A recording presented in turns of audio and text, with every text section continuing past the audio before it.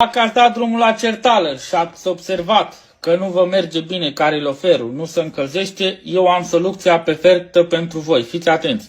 Luați o șuburelniță, veniți aici, vedeți că are un clapac, desfaceți clapacul, după care dați drumul la robinet și lăsați să curge apa, da?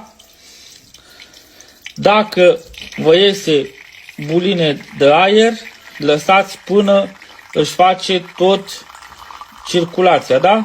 Pentru că mai rămâne aer pe conducta de la apă.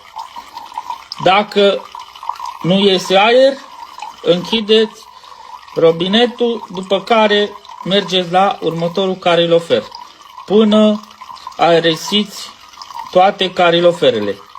După ce ați aerisit toate cariloferele, certala dumneavoastră va porni cu siruganță. Da? Deci, la mine, după cum puteți observația, cariloferul meu nu are aer pe conducta de la apă. Da? Deci, cariloferul ăsta își face bine recircularea apei.